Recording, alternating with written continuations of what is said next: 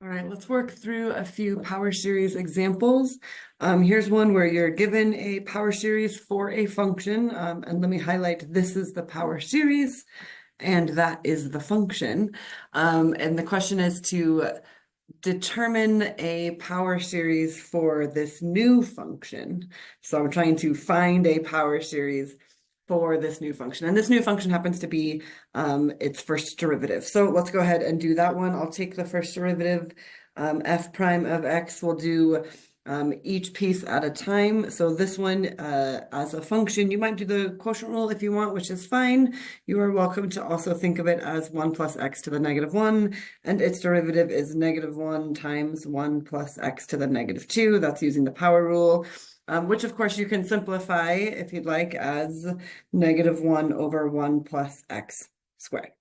Okay, but you can't just take the derivative of one side of the equal sign. You have to also take the derivative of the other side. So now I'm going to look at the actual power series, and I'll have the sum from n equals 0 to infinity of, I can do the chain rule because this really is a power rule with a chain rule. I can bring the n down, leave the inside the same, subtract 1 from the power. Don't forget to multiply by the derivative of the inside, which in this case was negative 1.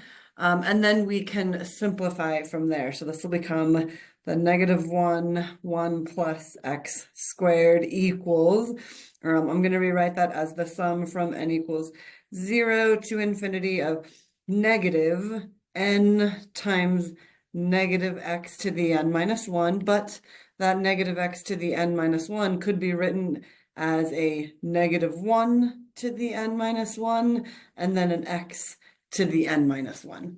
And then there is the technicality behind all of this is that the power series does not have negative exponents. A series definitely could, but there's the technicality that a power series does not.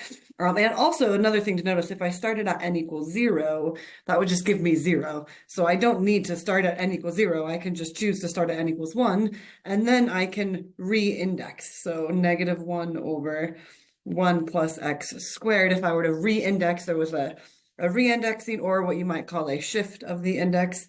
So from here to here, I will shift the index along the way, if I can write that. There we go.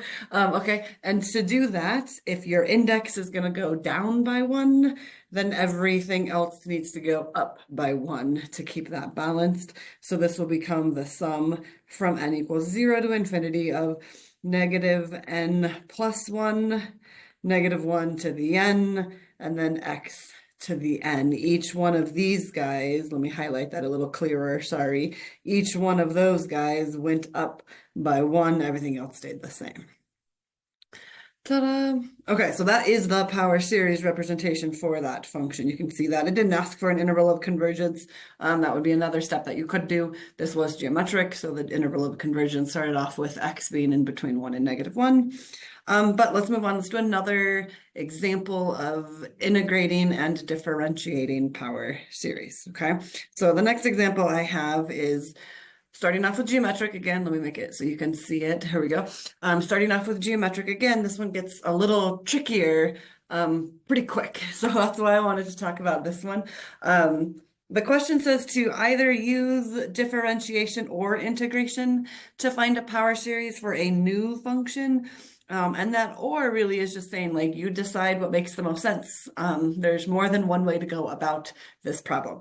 And so we'll go ahead and do that. We know our power series for the geometric series is 1 on 1 minus x is the sum from n equals 0 to infinity of x to the n.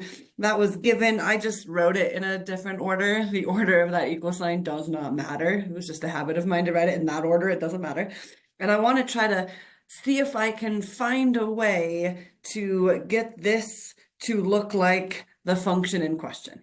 Okay, so we now write out my function in question. So f of x is equal to ln of 2 minus x is my function. I want to try to take this function and somehow or another get it to look like something that I know, which is the geometric power series. That's something that I know. So there's multiple ways to do this. Like we said, there's definitely more than one way to do this. I'm going to do a little bit of yoga for the brain here and realize that if I wanted to take the derivative of this function, I could, and if I took the derivative of that function, it would look kind of close to the geometric power series. So this is all about manipulating what you have to get something that would be helpful. And like I said, there's more than one way to do this problem, but we're going to just show you one way. So let's try that here. I'm going to take the derivative of my function, which is 1 over 2 minus x times -1 because of the chain rule. And then I'm going to simplify that even a little bit farther. That's a -1 over. Now that 2 minus x on the bottom does not quite match. Ooh, sorry about that. Does not quite match the bottom of my geometric series. So I'm going to factor out that 2 and see what happens there. If I factor out the 2, then I'd be left over with the 1 minus x over 2, which I could rewrite as -1/2 times 1 over 1 minus x over 2. And the reason I do that, and I'll highlight it so you guys can see, I just think it's a little bit more visual to actually see. Now, instead of an x, I have an x over 2. So I do have some kind of comparison now between the two. So that's pretty good. Let's see what I can do to keep going, though. So that means that this could equal -1/2 times the sum from n equals 0 to infinity of x to the n. But instead of an x, I have an x over 2. So that really should be an x over 2. You're trying to compare what I have versus what I know. What I have is the x over 2. What I know is if it were just an x. The -1/2 was just a constant multiple, so I just left it there and I'll deal with it later. Okay, all right, and then I'm going to choose to simplify that. There's definitely multiple ways I could simplify that, but I'll go ahead and do that right now. It's the sum from n equals 0 to infinity of -1/2 times x to the n over 2 to the n, and then you can see that those 2 to the n's can could combine, and I'll end up with a -1 over 2 to the n plus 1. Cool. Okay, so I simplified that. I got to make sure I know what I even did. There was more than one way to do this, so we have to go back and make sure what it is that I did. In this problem, I chose to take my function and take a derivative. And then I did that. I did its derivative. And then following through those equal signs, I now have a power series representation. This is the power series representation for my function's derivative. If I go back and look, though, the question is asking me for a power series of my original function, f of x. I want a power series of my function, f of x.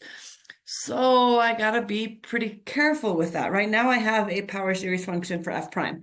What I need is a power series function for f of x. So how do I go back to f of x? If I have f prime, but I need f, the only way to do that is to find an antiderivative. So we'll go ahead and find an antiderivative, or take the antiderivative or the integral of both sides of that equal sign. Okay, and that's what we'll do. So I'm going to end up with the sum from n equals 0 to infinity. The -1 over 2 to the n plus 1 is just a constant multiple, so it stays. So we're taking the antiderivative of the x's, though. So then that'll become an x to the n plus 1 over n plus 1. Cool. But remember, when you do an antiderivative, there is that plus c, so I have to be careful with that. And I don't want to keep scrolling back up, so I'm going to just write down so I don't forget. I need to remind myself what my f of x was. My f of x was ln of 2 minus x, just kind of keeping that true equal sign there so I know I had a power series for f prime. Now I have a power series for f, but I have to kind of think about that plus c for a second. So there's some multiple strategies to go about this. X equals 0 is a very easy number. So I always recommend that you just plug in x equals 0, or really whatever the center of that power series is. And in this case, the center was 0. We were working with the geometric series. So if I plugged in 0, then all of those x's are going to go to 0. If I plugged in x equals 0, then all of these x's are going to go to 0. And if I plugged in x equals 0 on the left-hand side of that equal sign, I'm going to get ln of 2. On the right-hand side of that equal sign, I'm going to get c, which means that plus c actually matters here. There's some other ones where that plus c ended up being 0, and so it didn't matter. But here it did matter. I had a kind of trick here. So now I have ln of 2 minus x equals the sum from n equals 0 to infinity of -1 over 2 to the n plus 1 x to the n plus 1 over n plus 1 plus my c.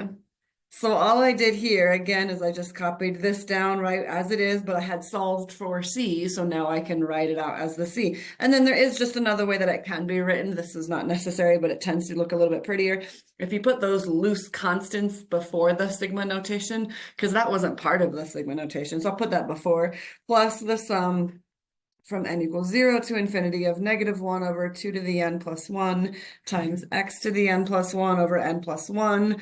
And you're welcome to take that negative on the outside of that sigma notation because it was a constant multiple. So now I have a power series representation for that function. Now this is a power series right here, but with a added of a number, it still counts as a power series because that's just a constant, so it can just get soaked up in there, but it's part of the power series in order to keep that a true equal sign.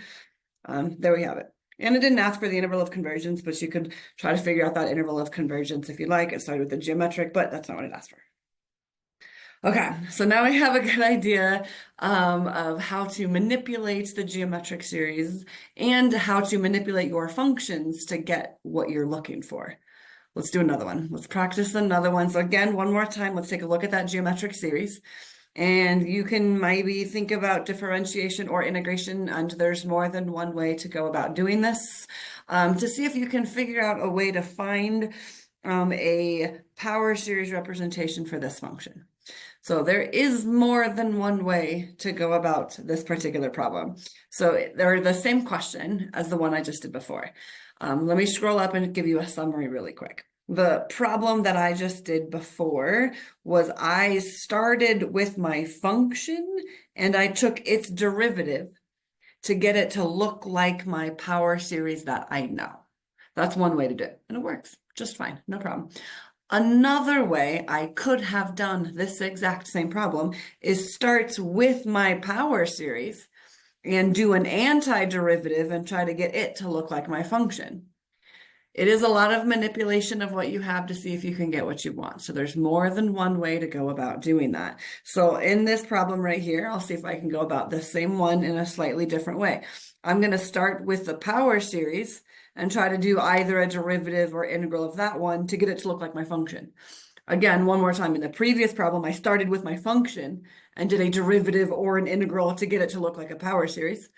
What I'm going to choose to do is I'm going to start with my power series and do a derivative or an integral to see if I can get it to look like a function. There's not one way that's better. There's really not. There's just other ways to solve the same type of problem.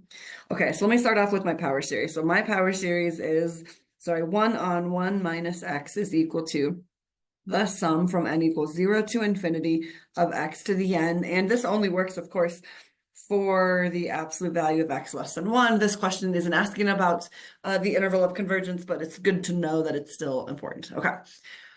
Okay, so let's see what I can do. I'm going to try to manipulate this to look like that. Okay, first of all, the denominator in my function has an x squared instead of an x. So let me start with that. Let me do it one piece at a time. I'm going to start with that. That means I can rewrite that to be 1 on 1 minus x squared is equal to the sum from n equals 0 to infinity of x squared to the n. All I did from here to here is I just replaced my x's with x squared. I'm trying to manipulate this power series to get it to look like this. Okay, this power series had a 1 minus x squared in the bottom. So I'm trying to manipulate it just slowly but surely, see what I can do.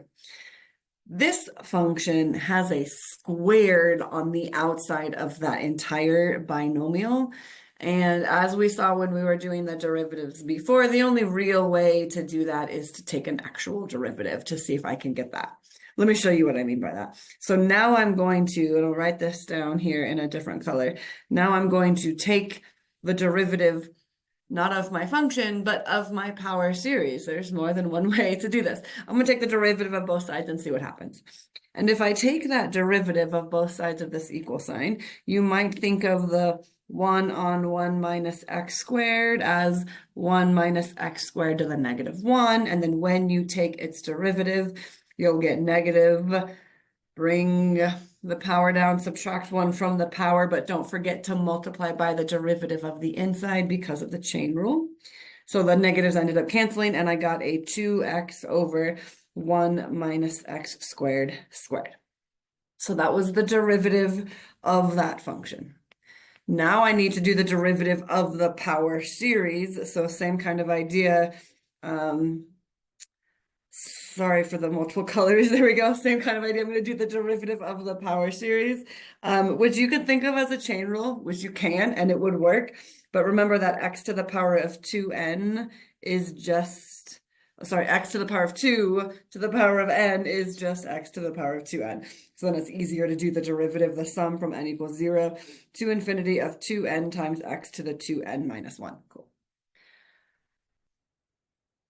Okay, that's pretty good. Okay, that's not so bad. It could be worse. And then one more time, remember that there's that technicality of the power series that you should not have negative exponents, but also we know that plugging in 0 is useless. So I don't need to start at 0. I can just start at 1. And then I'll go ahead and do what I did last time, which is that shift of the index or re-index it if you'd like.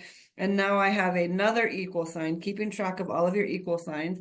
I have the equal sign 2x divided by 1 minus x squared squared is equal to, if I reindex this, I can shift the index down by 1, but then everything else will have to go up by 1.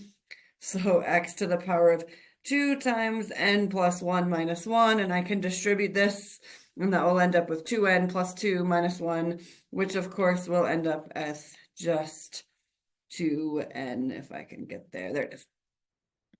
Cool.